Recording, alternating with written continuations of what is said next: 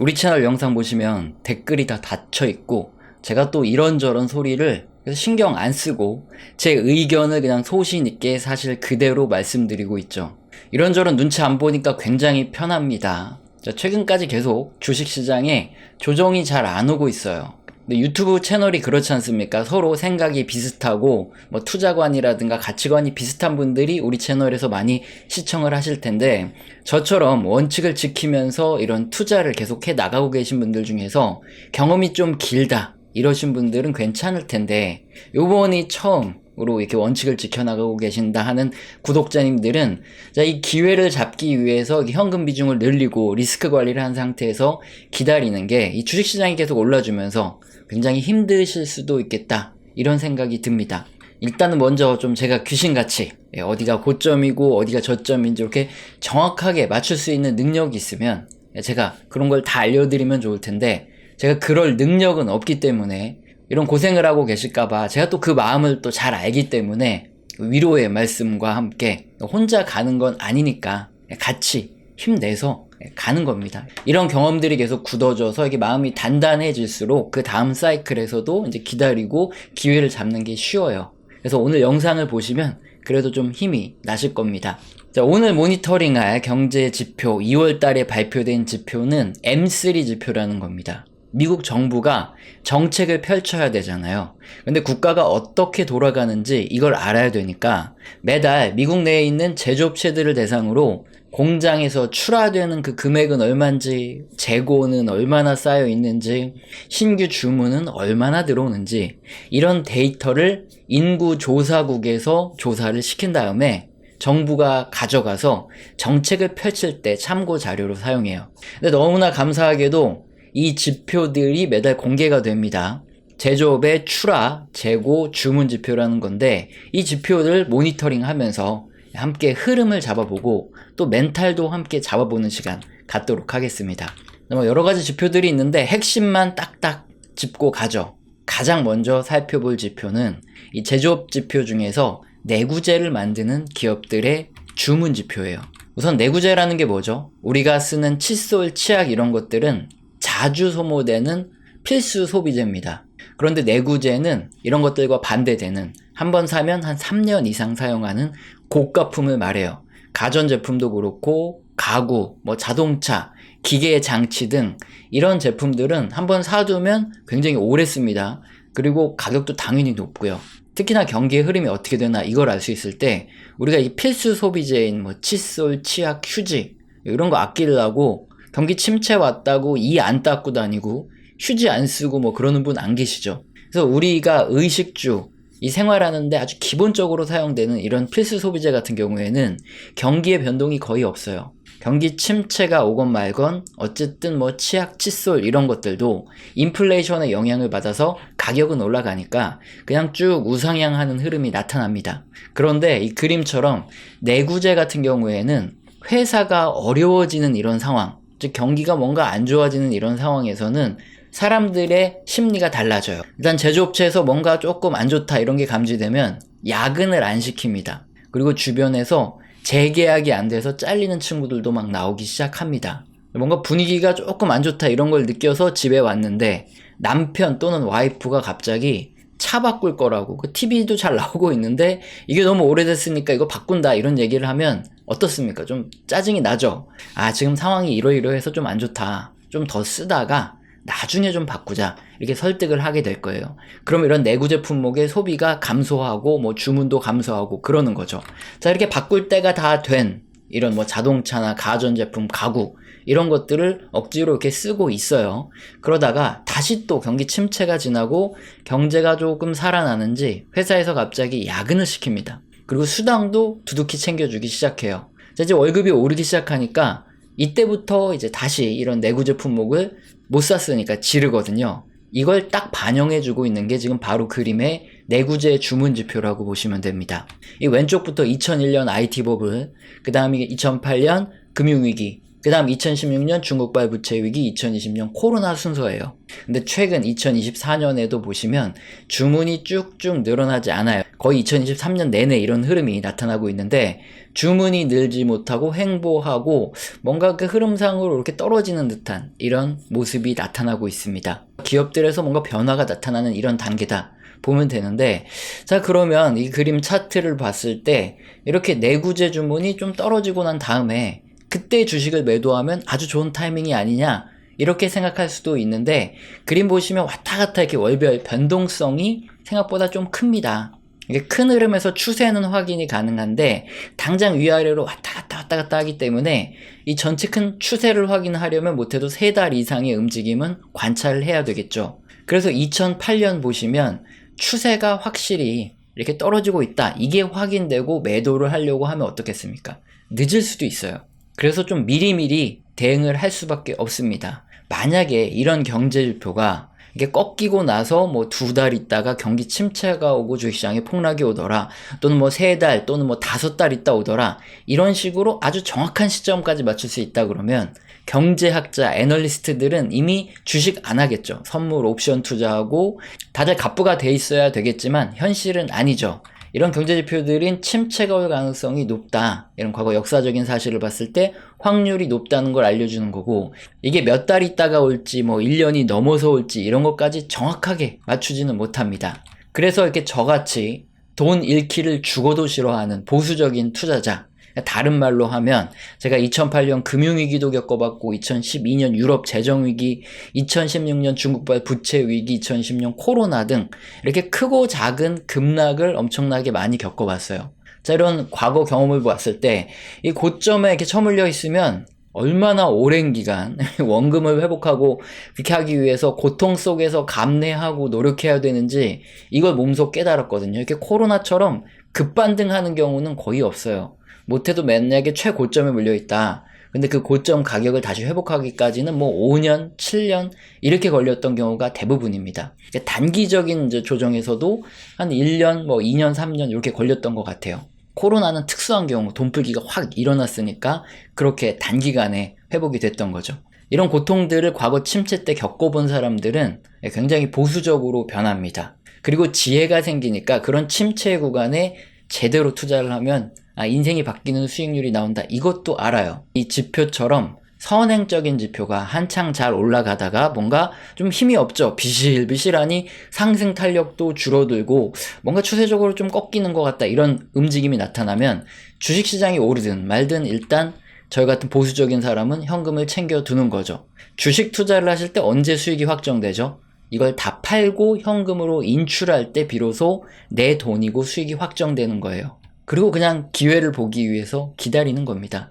그러다 기회가 오면 저점에 쓸어 담으면 되기 때문에 그렇죠. 자, 이제 가장 선행성이 있는 이 내구재의 주문을 봤으니까 이제 조금 후행성이 있는 내구재 재고 지표를 볼게요. 근데 재고라는 걸 왜 봐야 되냐, 설명을 드리면 아실 수 있는데, 우리가 물건을 매장에서 구입하러 갑니다. 뭐 TV 같은 거 구입하러 가면 곧바로 구매를 할 수 있게 미리 기업에서 만들어 두는 거예요.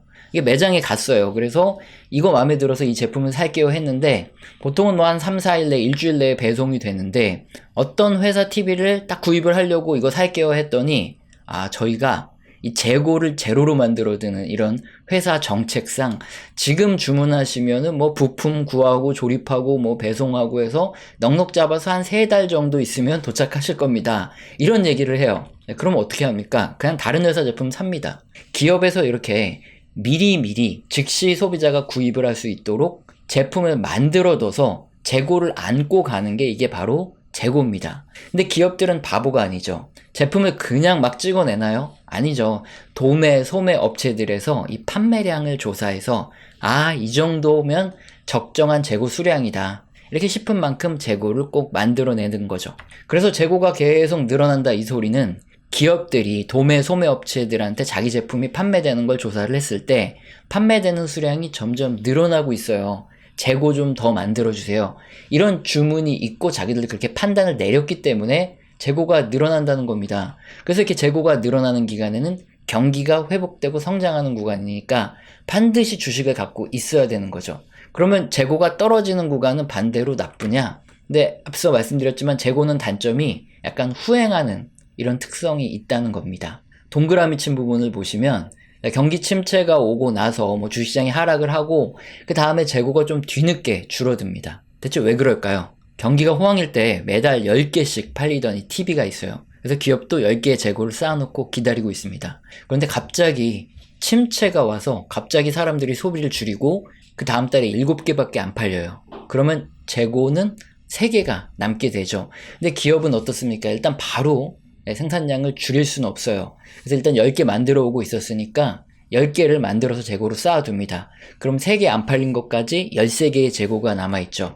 다음 달에 경기 침체가 더 심해져서 이번 달에는 5개밖에 안 팔려요. 그럼 공장은 아예 멈출 수가 없죠. 일시적으로 판매량이 감소하는 걸 수도 있고 그 다음에 다시 또 잘 팔릴 수도 있으니까 어쨌든 조금 줄여서 생산량을 5개로 줄였다고 하겠습니다.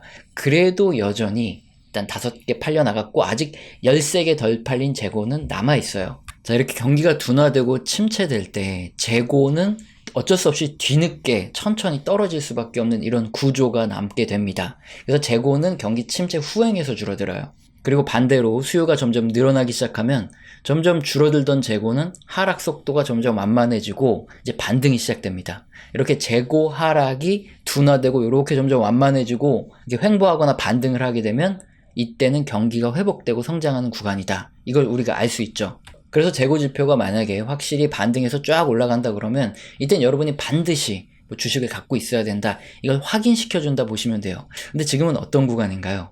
재고 자체가 후행하는 지표이기 때문에 이거 가지고 뭐라 말할 수는 없지만 앞서서 가장 선행하는 이 주문 지표가 둔화되고 있기 때문에 재고가 조만간 정점을 찍고 이게 둔화되거나 하락할 수도 있겠다. 이런 예측을 해볼 수 있죠. 어쨌든 동그라미 친 구간들처럼 재고가 너무 높아지는 이런 구간 이후에는 항상 침체나 주식시장의 하락이 꼭 찾아왔기 때문입니다. 자, 그럼 선행성이 있는 이 신규 주문과 후행하는 재고를 봤으니까 이제 실물 경기와 동행하는 주식시장보다는 약간 빠른 경우도 있고 동행하는 경우도 있는 내구재의 공장 출하 지표를 보겠습니다. 기업들의 현재 상황을 가장 잘 알 수 있는 지표다. 이렇게 보면 되는데 과거 IT 버블이나 금융위기, 중국 부채위기, 코로나 등 이런 사건이 터지기 전에 이 내구재 제품의 공장 출하가 더 이상 늘어나지 못하고 이렇게 횡보하거나 하락하는 움직임이 미리 나타났던 거 이걸 볼 수 있죠. 그 후 일정 기간이 지나 경기 침체가 왔거나 아니면 그런 기간이 시작될 때 경기 침체가 왔다. 이것만 봐도 이 지표가 굉장히 큰 도움이 되는구나 알 수 있어요. 지금 구간은 어떻습니까? 실제 내구재를 만드는 기업들의 공장 출하가 현재 횡보하고 감소하고 있다는 걸 알 수 있어요. 자, 이렇게 신규 주문, 출하 그리고 재고 지표를 다 살펴봤을 때 어느 정도 좀 명확해지죠. 저같이 보수적인 사람이 대응하는 방법은 어떤 건가요? 공장에서 출하되는 액수가 늘어나는 이런 구간에는 적극적으로 투자를 하고 존버를 하다가 상승세가 이렇게 둔화되고 횡보하고 하락하는 추세가 이렇게 보여지기 시작하면 주식시장이 오르던 말던 현금을 챙기고 기회를 기다리는 거죠. 리스크 관리를 하는 겁니다. 이렇게 보수적으로 해야 폭락을 안 맞고 그런 고통을 안 겪을 수 있고 또 저점에서 쓸어 닿으면 이 총탄이 마련되는 거지 않습니까? 사실 그래야지 인생이 바뀌니까 이렇게 한다는 거예요. 자, 그런데 지금 가장 큰 고민은 이번은 과거와 다를 수도 있다. 이게 제일 겁나죠. 항상 과거에도 그랬어요. 녹색이 전체 제조업의 공장 출하 지표, 노란색 선이 미국의 주식시장입니다. 과거에 저는 이 녹색의 출하 증가율이 둔화되고 이렇게 하락 추세로 진입을 하는 이런 위험 구간에 현금을 슬슬 챙겨갖고 기회를 보다가 운 좋게 폭락이 와줘서 저점에 쓸어 담으면서 수익을 잘 챙길 수 있었어요.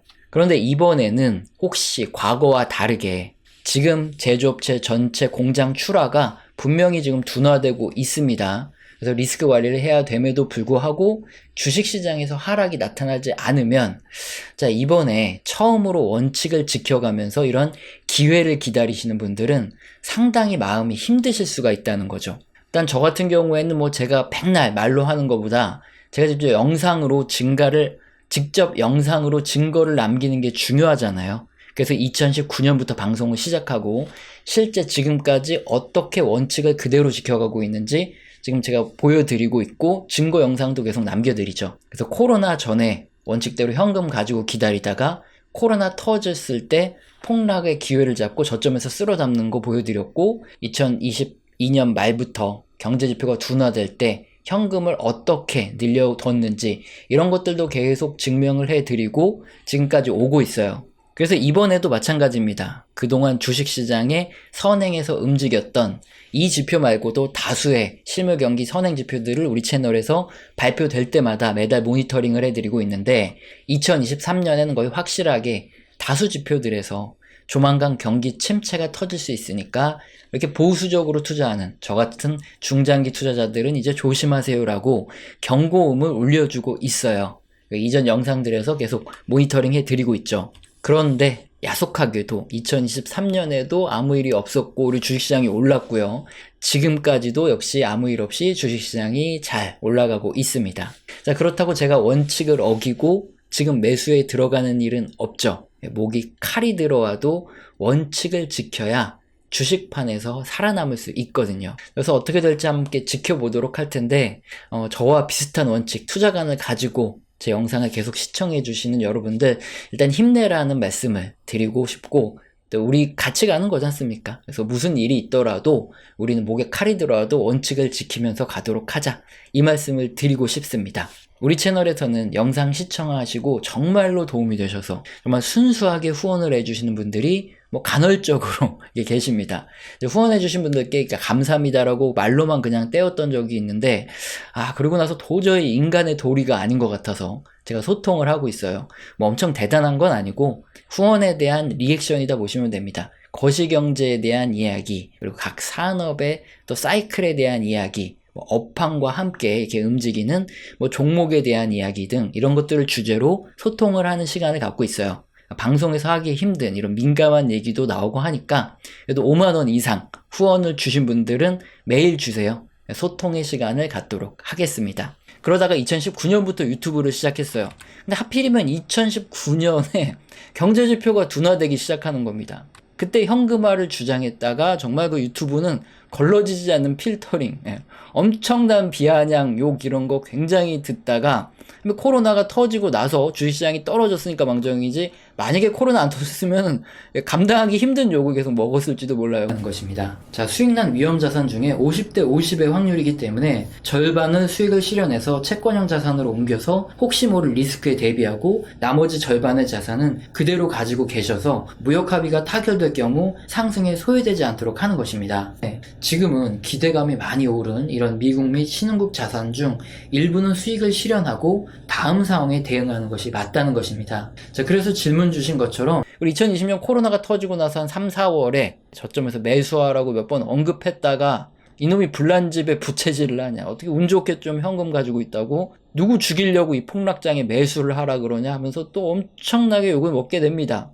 지금과 같이 증시 폭락은 늘 있어 왔습니다. 자, 그리고 시간이 지나고 보면 어찌되었든 문제가 해소되어 왔습니다. 그럼에도 불구하고 경제는 더욱 성장해 왔고요. 시장의 돈은 더 많이 풀어졌습니다. 자, 결국 이 문제도 해결될 것이고, 그리고 기다린 분들이 결국에 돈을 벌어 왔습니다. 자, 그리고 저는 항상 주식을 사라 이렇게 언제나 긍정론을 말하는 사람이 아니죠. 이번 하락 직전까지도 12월 1월 동안 증시가 이렇게 좋은데 채권은 왜 샀냐, 이런 비아냥거리는 댓글에 시달려야 했습니다. 자, 거짓말한다고 하는 사람이 있어서 조작이 불가능한 실제 계좌 관리 내역까지 공개해서 확인을 시켜드렸죠. 자, 그리고 지금은 어떤가요? 자, 이번 증시 하락 구간에 저는 분할 매수를 하고 있고 지금도 분할 매수 중입니다. 역시나 지금도 너무 긍정적으로 본다는 비아냥거리는 댓글을 많이 보게 됩니다. 2022년 3월, 4월, 5월 요때 이제 많이 수익이 났으니까 현금화를 좀 합시다 이런 의견 냈을 때도 굉장히 욕먹어서 그때부터 댓글도 닫혀있고, 그런데 최근에 주가가 굉장히 많이 이렇게 튀어 올랐습니다. 작년 12월 최고점까지는 아니더라도 그래도 지금 보시면은 이렇게 붉은색으로 박스를 쳤는데 작년 이 12월 내에 가격대에 대부분 다 들어왔어요. 20년부터 이제 대놓고 기술주 이러면서 투자를 시작했는데, 근데 최근에 금리 인상 속도가 굉장히 빨라지고 있죠. 인플레이션 때문에. 그러다 보니까 올해부터 내년 사이에 한번 수익을 실현하고 현금화를 해야겠다. 이게 우리의 지금 방침이에요.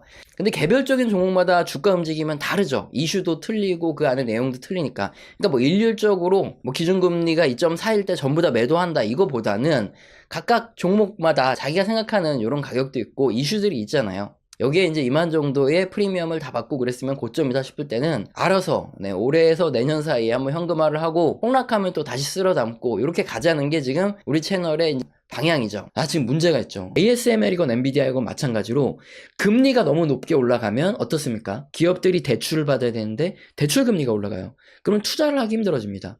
그럼 이런 기업들의 실적도 안 좋아질 수 있다는 거예요. 그래서 내년까지 금리가 너무 빨리 올라가면 한 사이클이 끝날 수 있겠다. 정리를 해야 될 수도 있겠다. 이렇게 말씀을 드리는 거예요. 2022년에는 어땠냐? 저도 이제 분할 매도를 한답시고 하다가 급락을 하는 바람에 못 팔고 그대로 물렸죠. 그래서 한 2023년에는 분명히 미연준이 기준금리 인하 기대감이 커지면서 그때 주식시장 반등하니까 그때 팔자 이런 얘기 할 때도 얼마나 욕을 먹었는지 몰라요. 기준금리 인상이 중단되는 시점은 이제 올해 상반기에는 하반기쯤이 되지 않을까 이렇게 예상했는데 지금 변수들이 너무 많아서 계속 밀리고 있어요. 그래서 내년쯤으로 이렇게 다수 전문가들이 얘기가 되는 상황인데 어쨌든 뭐 그때 되면 반등이 한번 나올 수도 있는데 이거는 지난 역사적으로 그렇게 반복됐던 역사가 많았다. 그래서 그 확률이에요. 반등이 나오면 저도 많이 정리를 좀 할 생각이다 이건데 지금 실물 경기가 정점을 지나서 둔화되고 있어요. 그랬을 때 인플레이션 감소, 기준금리 인상이 중단될 땐 올해 내내 이 말씀을 드리고 지표도 계속 보여드렸지만 주식시장이 일시적인 랠리를 펼쳤던 역사가 많아요. 그래서 주식시장이 상승 흐름을 모을 가능성이 굉장히 높다. 계속 말씀드려오고 있죠. 하지만 이때 적극적인 매수의 타이밍입니까? 그건 아니죠. 원칙이 아니라는 거예요. 2023년 이때도 지금 마찬가지죠. 실물 경기 선행 지표가 둔화되고 있으니까 이럴 때는 조심해라. 이렇게 계속 말씀드리고 있는데 주식시장이 폭락을 안 했죠. 2023년에. 그러면서 지금까지도 엄청나게 욕을 먹고 있어요.